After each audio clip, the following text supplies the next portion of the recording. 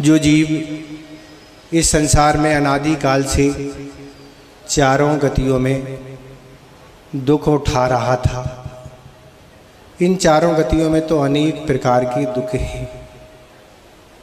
निगोद की स्थिति तो ये है कि एक श्वास में 18 बार जन्म और मरण करना पड़ता है। जिस तरह आप मिक्सी का उपयोग करते हैं, मिक्सी कितनी तेज़ी से चलती है, इस तरह से इस जीव को मिक्सी की तरह जन्म और मरण करना पड़ता है। कितना? एक श्वास में 18 बार जन्म और मरण का कष्ट होता है। और नरकों की स्थिति तो और भयानक है कि वहाँ तो कोई सुख का साधन नहीं, दुख के अलावा वहाँ कुछ भी नहीं।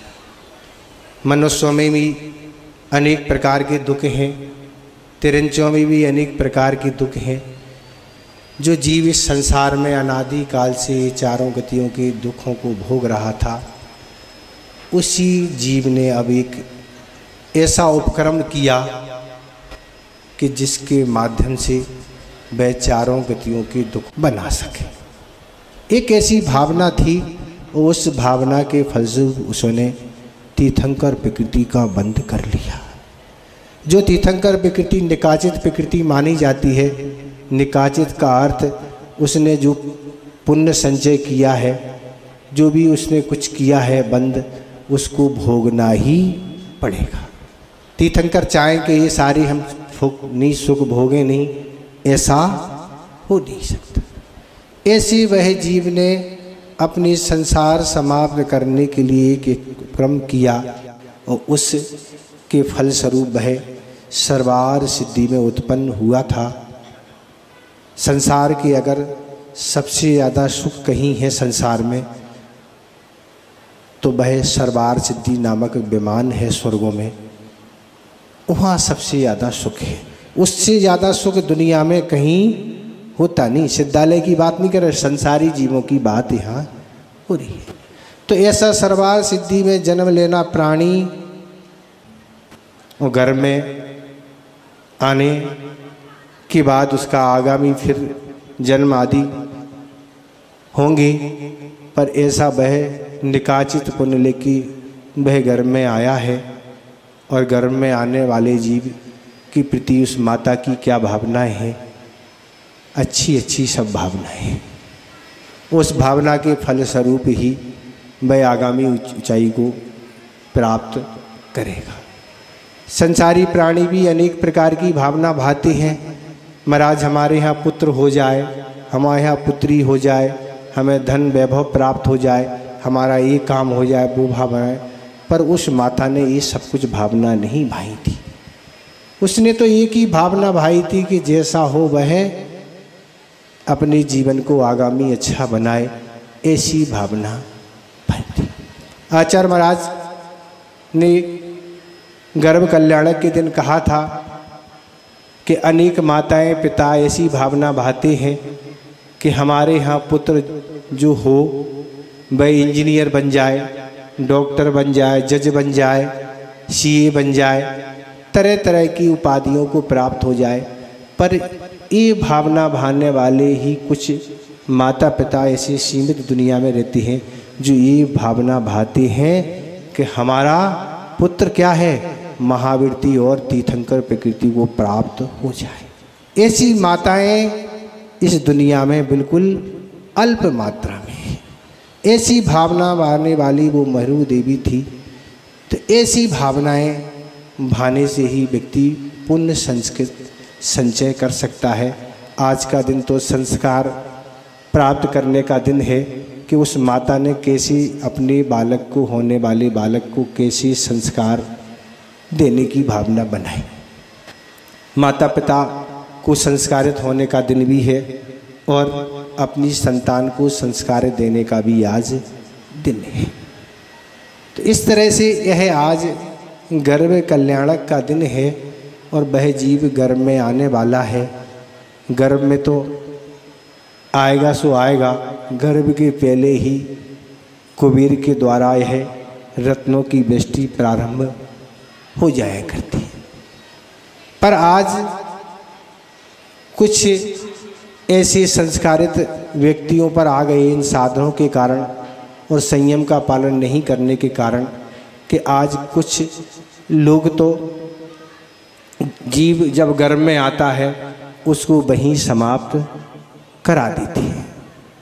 आज तो ऐसे साधन हैं, ऐसी दवाइयाँ हैं, ऐसी मशीनें हैं जिनके माध्यम से उस गर्भ में उस संतान को ही समाप्त टुकड़े टुकड़े हो जाते हैं या मरण हो जाता है या किसी माध्यम से वह बाहर आ जाता है।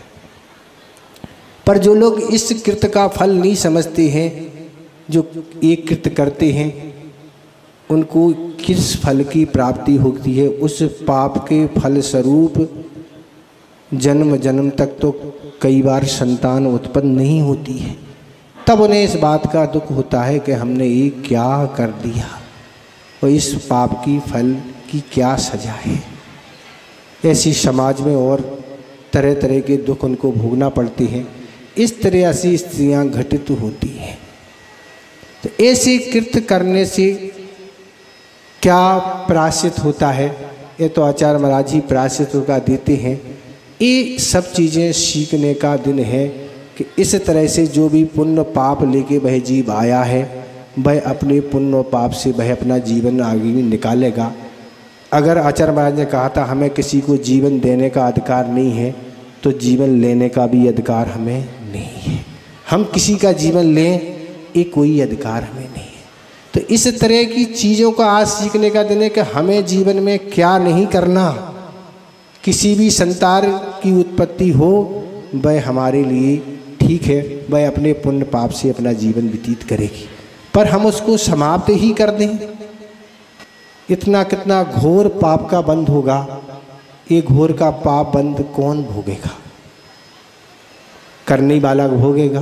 तो इस तरह से ये चीज़ें सीखने के दिन हैं कि किस तरह के हम संस्कार उस संतानों को दें और अपने आगामी जीवन को अच्छा बनाएं।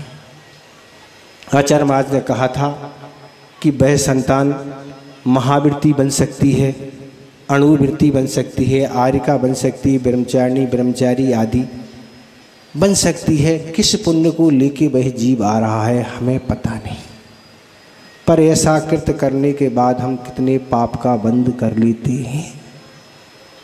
लोग कहते हैं किसी ने देखा नहीं, पता नहीं, पर कर्म बंध की प्रक्रिया सिद्धांत ग्रंथों में ऐसी है, कोई देखे या ना देखे, पाप का बंध तो नियम से होता ही चला जाता है। किसी के देखने और नहीं देखने से इसका कोई संबंध नहीं है। तो इस तरह आचार्य महाराज ने कहा था, इस तरह संस्कार देने के लिए आचार्य महाराज ने उन 5 प्रसवा स्थलियों को खोला है जिनमें रह के बच्चियाँ संस्कारित हो रही हैं और स्वयं तो संस्कारित वह हो ही रही हैं, पर उनके द्वारा घर परिवार भी संस्कारित हो रहा है। ऐसे वह संस्कार अभी पिछले वर्ष जब आना हुआ था तब भी प्रतिभा स्थल जाने का अवसर मिला था, अभी भी होते हुए आए। तब लगता है कि छोटे छोटे बच्चे कैसे कैसे नियम को पालन करके अपने जीवन को कितना अच्छा बनाते चले जा रहे हैं। तो इस तरह से संस्कार हमारे जीवन में अगर जब होंगे तब हम अपनी संतान को संस्कारित कर सकेंगे। अगर हम में संस्कार नहीं है तो उनमें संस्कारित नहीं करेंगे। इन संस्कारों के फलस्वरूप ही हम पुण्य का संचय करके आगामी जीवन को सुंदर बना सकते हैं, अन्यथा और कोई उपाय नहीं है। किसी ने एक प्रसंग सुनाया था कि किसी माँ के गर्भ में कोई संतान आई और उस संतान को वह जन्म देना उचित नहीं समझ रही थी और माता पिता ने दोनों ने विचार किया कि इस संतान को समाप्त कराना है। और समाप्त कराने का भाव था, पर किसी के माध्यम से ऐसा कुछ सुझाव या चर्चा आई कि उन्होंने उस संतान को समाप्त नहीं कराया। बाद में उस संतान का जन्म हुआ और संतान का जन्म होने के बाद वह संतान बड़ी हुई, उसने व्रत को अंगीकार कर लिया। उन माता पिता को बड़ा पश्चाताप हुआ। उनने जाके महाराज जी से जाके कहा, महाराज जी हमारा ऐसे ऐसे समाप्त करने का विचार था, जब यह संतान गर्भ में थी उसका हमें प्रायश्चित दे। उन्हें भारी पश्चाताप हुआ अपनी गलती पर कि हम कितना बड़ा अनर्थ करने वाली थी। तो ऐसे ही बहुत से संयम आज इस तरह से साधन निरंतर बढ़ते चले जा रहे हैं कि इन साधनों के सद्भाव में व्यक्ति किस तरह के पापों के करने के भाव कर लेते हैं। कर्म सिद्धांत तो यही कहता है, आप वह कार्य कर पाएँ या ना कर पाएँ, भाव मात्र से ही कर्म का बंध हो जाया करता है। जैसे ही आपने भाव किए, चाहे पुण्य हो या पाप हो, आपने जैसे ही भाव किए उस कर्म का बंध तुरंत हो जाता है। तो इस तरह के कृत्य से बचना चाहिए। क्या हम सोच रहे हैं, क्या हम कर रहे हैं, उसका फल हमें स्वयं ही भोगना पड़ेगा। भोगने के लिए कोई आने वाला नहीं है। ऐसे ऐसे भी कृत्य होते। आचार्य महाराज ने एक बार बताया था कि पहले की दादी दादा आदि होते थे, वह अपने नाती पोते आदियों को शाम को बैठ के सतियों महापुरुष की कथाएं सुना करती थी। पर आज ज़माना निरंतर बदल रहा है। आज लोग व्यक्ति मोबाइल, टीवी और तरह तरह के साधनों में व्यस्त है। पहले का ज़माना था जो कथाओं के माध्यम से प्रसंगों को सुनाकर उन अपनी संतानों को शिक्षित करते थे, संस्कारवान बनाते थे।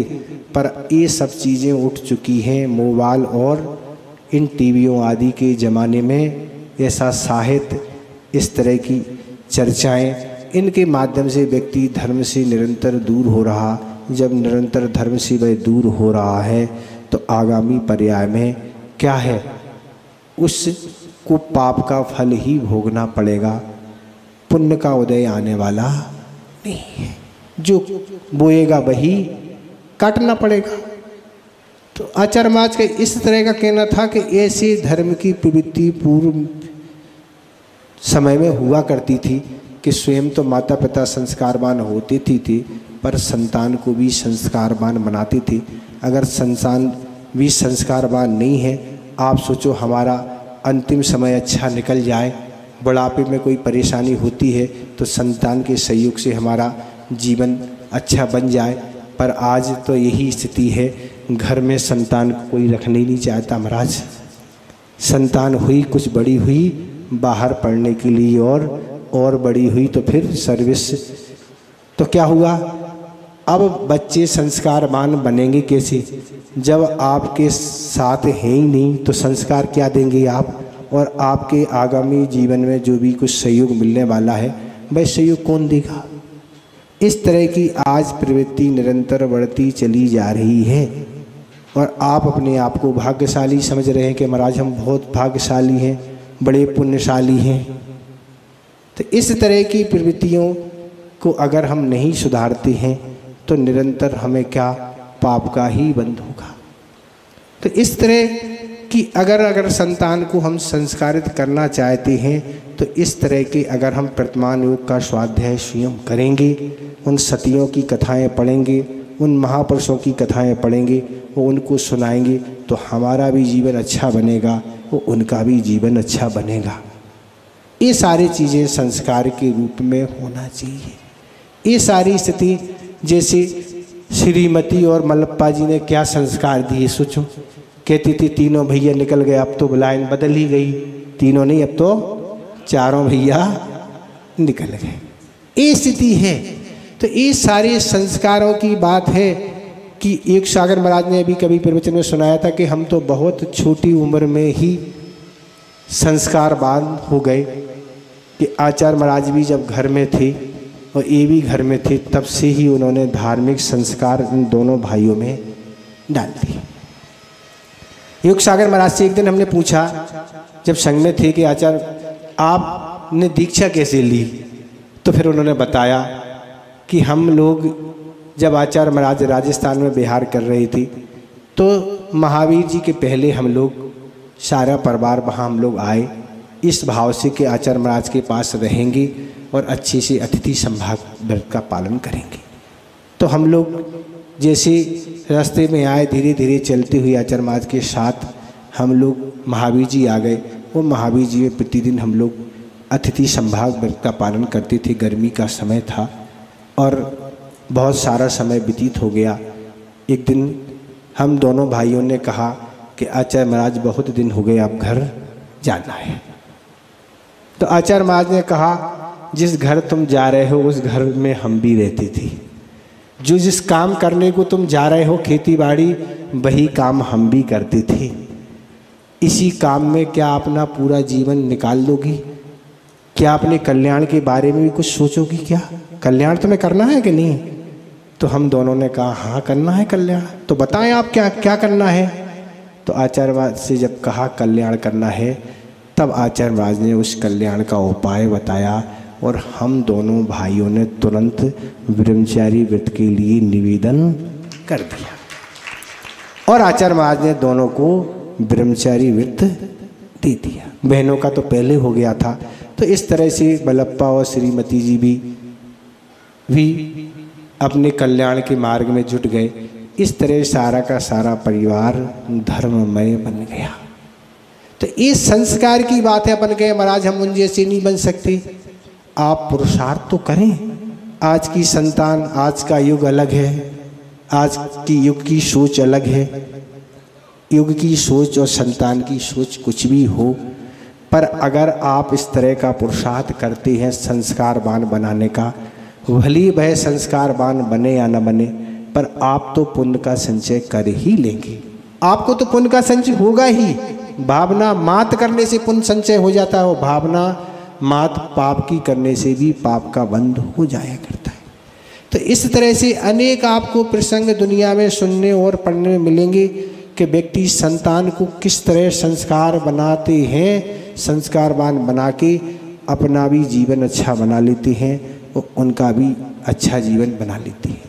माता पिता के नाते के होने के कारण आपका भी कुछ कर्तव्य है कि हमारा क्या कर्तव्य है। उस संतान के प्रति जीवन बिताना कोई काम नहीं कि जीवन ही बिताना, रात सुबह से शाम और शाम से सुबह हो जाना, ये कोई कर्तव्य की बात नहीं। तो इस तरह से आज गर्भ कल्याणक का दिन है। उस गर्भ में जीव आ गया है, आने वाला है और वह किन ऊंचाइयों को छीगा जो आज तक चतुर्गतियों के दुखों को वह जीव उठा रहा था। हर पर्याय में कितनी बार उसका जन्म मरण हुआ, क्या क्या दशाएं हुई, पर उसने एक ऐसा पुरुषार्थ किया जिस पुरुषार्थ के माध्यम से वह इस चारों गतियों के दुखों से उठकर हमेशा हमेशा के लिए संसार का जिसने अभाव करके सिद्धत अवस्था को प्राप्त कर लिया।